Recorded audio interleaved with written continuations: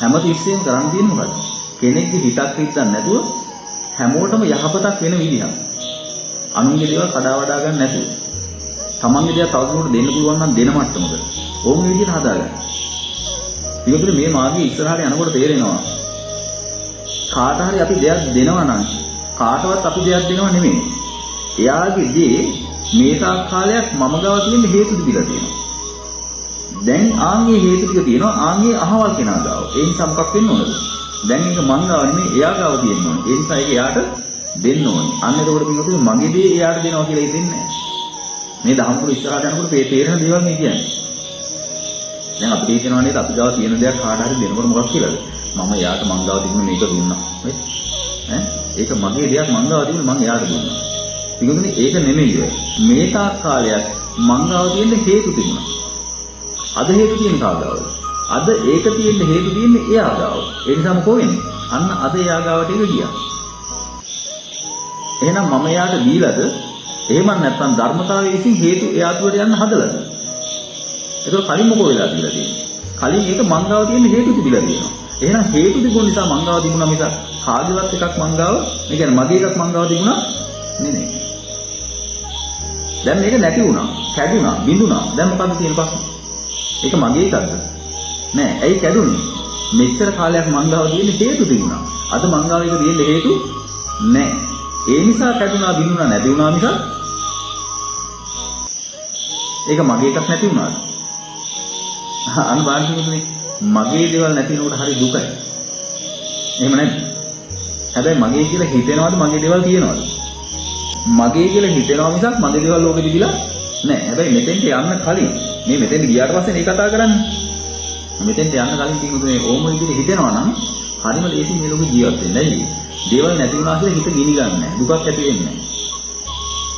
දුකක් ඇති වෙන්නේ මගේ වාහනේ හැප්පුණාමද නැත්නම් මට ඉස්සරහින් යන කෙනාගේ වාහනේ හැප්පුණාමද?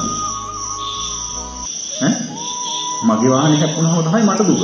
ඉස්සරහා යන කෙනාගේ වාහනේ හැප්පුණාම මට දුකයි.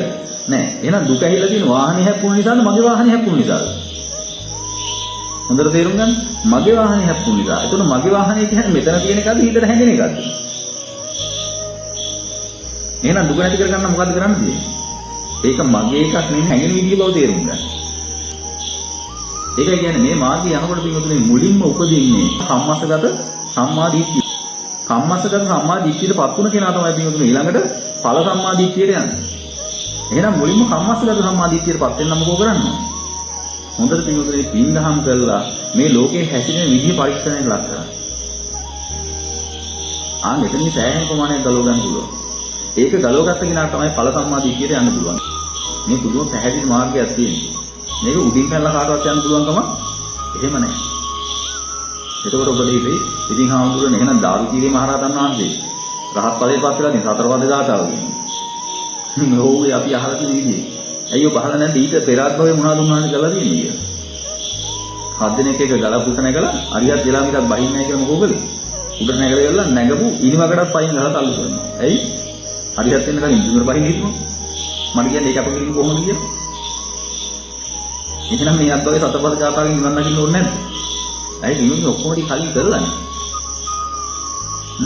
එහෙනම් උඹට තේරෙනවා මාර්ගයක් තියෙනවා කියලා යන්න. මේක මේ මාර්ගයක්. හැමතිස්සෙම හැමෝම ගැන හිතලා කටයුතු කරන්න. හැමෝම ගැන හිතලා කටයුතු කරන්න. ඔබ ගාව යමක් තියෙනවා නම් ඒක දුන්නාම තව කෙනෙක් සතුට වෙනවා කියලා හිතනවා නම් පින්විත ලෝක තියාගන්න එපා. ඔබ සතුට වෙන්න දීලා. පින්විත මේ දීම තුල ලැබෙන සතුට කවදාකවත් ගොඩ ගහලා ලබන්න බෑ. අපි දීම තුල ලැබෙන සතුට භුක්ති විඳින නැති නිසායි අපිට හිතෙන්නේ අපි ගාව තියෙන කොටයි එන්නේ අපිට සතුට කියලා. නැදී දෙන්න තේරෙනවා දීලා ලබන සතුට කවදාකවත් තියාගෙන ලබන්න බැරි බව. පින්වතුනි යමක් දුන්නොත් ඉස්සරහට ඒ වගේ තව 100ක් ලැබෙන්න හේතුත් හැදෙනවා. හැබැයි අපි ඒක තියාගත්තොත් පෙර දුන්න හින්දායි ඒක ලැබුණේ. දැන් අපි ගාවට ගත්තට පස්සේ අර විපාක සම්පූර්ණම ඉවරයි. ඔබට දෙයක් ලැබෙන්නම පින්වතුනි දෙන්න. මේ ධර්ම මාර්ගයේ යන කෙනෙකුට යමක් ලැබෙන්නේ මොනකටද? පින්වතුනි දෙන්න. පෙර දුන්න හින්දායි ඔය ලැබෙන්නේ ඔබට. ඕකක් දුන්නොත් තමයි ආයි ඔබට ලැබෙන්නේ. හැබැයි ඔබ ගොඩ ගැහුවම මොකෝ වෙන්නේ? එවලෙම ඊට අදාළ ලැබෙන්නේ නැතුව යනවා. එහෙනම් මට කියන්න දෙයක් ලැබෙන්නේම මොනවටද? දෙන්න. කාටද? නැති කෙනාට. පින්වතුනි දීලා සතුටු වෙන්න. කාලයක් දීපු ප්‍රගුණ කරලා බලන්න. පින්වතුනි දීම තුල ගලන සතුටු වෙන්න බෑ වෙන කිසි දෙයක් තුලින්. හැබැයි ඒකට මහා පුදුම පිනක් තියෙනවා. පුදුම පිනක් තියෙනවා.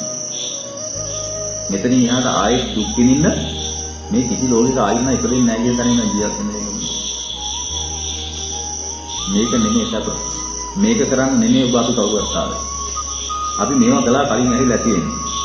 ඔබ මෙතන ඇති වෛද්‍යවරු ඇති. ඊට පස්සේ නඩු කතා කරන මහත්තුරු මහත්මීන් ඇති. ආයතන වල ප්‍රධානීන් ඇති. ඉගෙන ගන්න ඇති. කවුරු හරි. ඉතින් ඔයිට කලින් අපි ඇහිලා ඔය ටිකම කළා. හැබැයි අදත් ඔය ටික කරන්න වෙලාවක් නැහැ.